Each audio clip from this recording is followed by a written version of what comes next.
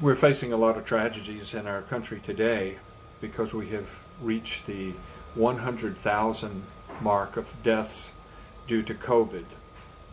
Now, it's much better than expected because of all the quarantine and the social distancing and wearing masks, and so many people have been mobilized to help, and so it wasn't as severe as predicted, but still it's a landmark.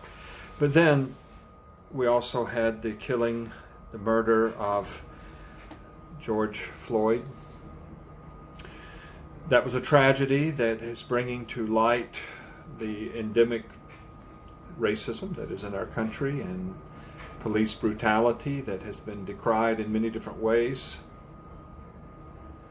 But then we've had riots. Some started as peaceful demonstrations. I think many people thought that they would go to a peaceful demonstration, but many of them erupted into very much violence with bodily harm. A man was looting and he got shot and he was killed. His life is also valuable. And across the country, in Atlanta, in Washington, D.C., in New York, in Baltimore, in L.A., there have been riots that have disrupted the lives of many people, put people's lives in danger. What do we make of all that? This is part of the world that we live in right now. I think it should cause us to do some soul searching, and especially as people of God, to say that it's not just individuals who have done something wrong. It is also a systemic problem that has continued. There's a reason why people of color have been more susceptible to the coronavirus and to death, almost a ratio of 3-to-1 to white people. Part of the problem is where they have to live, the close quarters, the kind of work that is necessary work that has to be continued even during the coronavirus quarantine.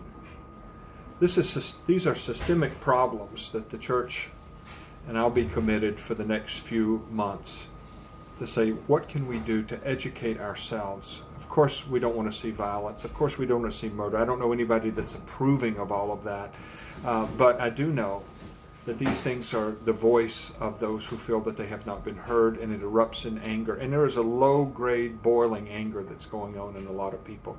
It's being whipped up by the media. It's being whipped up during a political year. And the president's tweets just doesn't seem to help calm people down. There's a lot of finger pointing going on. And I'm hoping over the next few weeks and months that in my messages and in the way we think about these things, that we can recognize an inherent racism that has taken institutional forms, institutional racism, structural racism, and how can we begin to address those things. I'll be directing some of my comments and some of my attention to that, and some of my reading will be taking in materials that I can process this myself. I hope to be a voice that we can rally, a voice of rallying around the kingdom of God and the values of God's kingdom, which includes all races, nations, peoples, tribes, and tongues, and bring some unity out of the chaos.